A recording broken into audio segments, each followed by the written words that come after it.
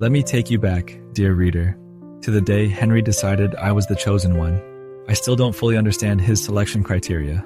Picture this, a kennel filled with some of the finest canines.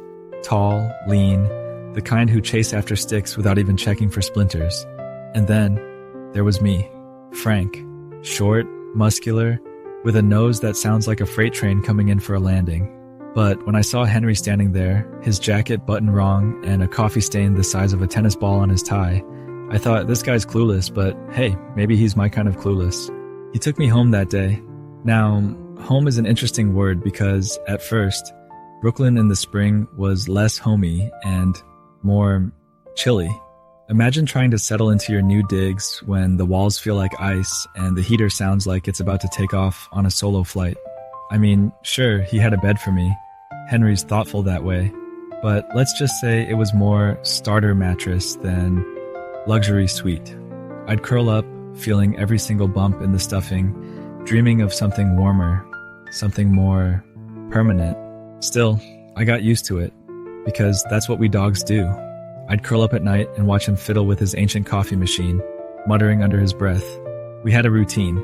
He'd come back from his insurance gig every day, shoes squeaking with that oddly comforting smell of paper and ink. He'd flop down next to me and sigh, a kind of exasperated but happy sound, and we'd both just sit there, two bachelors waiting for summer. And then one day, finally, the warmth came. I remember it like it was yesterday. Henry had the day off, a rare treat, and so did I, as usual. But that day, something magical happened. Sunlight. And not the kind of sunlight that peeks through clouds in April, as if it's still deciding if it wants to commit. No, this was real, honest-to-goodness, bake-you-to-perfection sunshine. Henry opened the door to the tiny patch of backyard we called our own. A 5x5 strip of grass that wasn't so much green as it was stubbornly surviving. I trotted out, paws hitting the warm earth, and let out a satisfied grunt.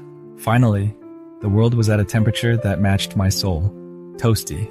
Henry joined me, looking like he had one too many iced coffees already. He plopped down next to me, leaning back against the house wall, and grinned. "It's finally warm, Frank," he said, like I didn't notice. I mean, come on. I was already sprawled out, belly up, the sun soaking into me like a warm bath. And for the first time, I felt it. A kind of warmth that wasn't just about temperature. It was like I'd truly arrived somewhere. This was home. We spent hours out there. Henry read a book and I supervised.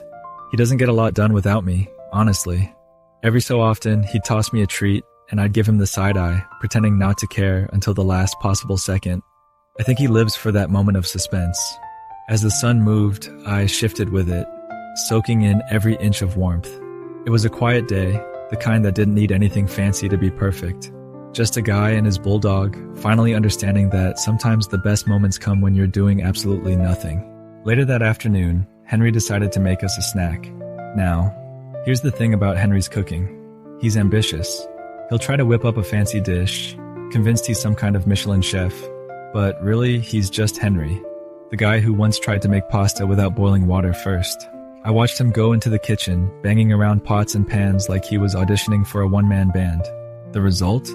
A peanut butter and banana sandwich. He gave me a bit of banana, and let me tell you, it was like nothing I'd ever tasted. Sweet, creamy, and, let's face it, a little mushy, which made it even better. I wagged my tail, giving him the old, "I guess that'll do" look, but inside, I was doing backflips. The simple things, right? As the sun began to dip, we went back outside, taking in the last golden rays. Henry leaned back, sighed, and said, "You know, Frank, it's just you and me here, but I think that's enough." It was as close to a heart-to-heart as a guy and his dog get.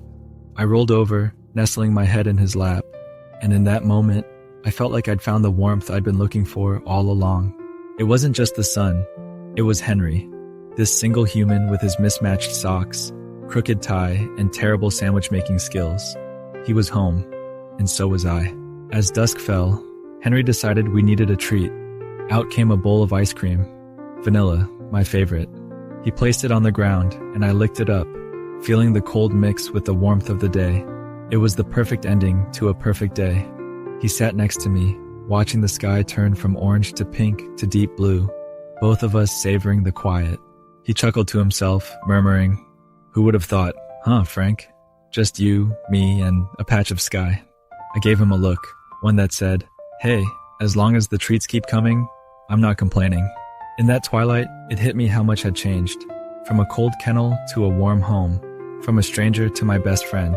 We didn't need much, just some sun, a backyard, and each other.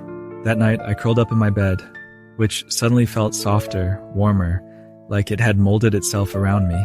I listened to Henry puttering around, brushing his teeth, flipping off the lights. He came over, patting my head before he headed to bed, whispering, "Good night, Frank." And I thought, "Good night, Henry. We did all right, didn't we?" As I drifted off, I felt this strange, comforting sensation, a memory of the sun, of Henry's laughter, and the warmth of our tiny backyard. I'd had my first real day of summer, my first taste of home, and I knew there'd be many more to come. The next morning, Henry's alarm blared, a sound that would make even the deadbolt upright. I gave him a disdainful look, but he just grumbled and shut it off, stumbling around like a bear half awake. I stretched out luxuriously, basking in the leftover warmth from yesterday, still feeling a cozy buzz. But today was different. It was Monday, which meant Henry had to go back to that mystical place called work. Now, I don't know much about this so-called job of his. He leaves every weekday and comes back smelling like the elevator buttons he's probably touched 1,000 times. And honestly, I can't see the appeal. He spends all day tapping away on a keyboard and pretending he's interested in policy reviews, whatever those are, while I get to hang out, sun myself, and occasionally chew on a plush toy. Between us, I think I've got the better gig. As Henry got ready, I followed him around the apartment, our usual morning ritual. When he tried to put on his tie, I plopped onto his shoes, giving him my best, "Why don't you stay here and keep me company?" "Look," he sighed, chuckling as he scooped me up and gave me a quick scratch behind the ears. "Gotta go, Frank," he said, sounding a little sorry. I guess he knew what he'd be missing. With one last pat, he stepped out, leaving me to guard the homestead.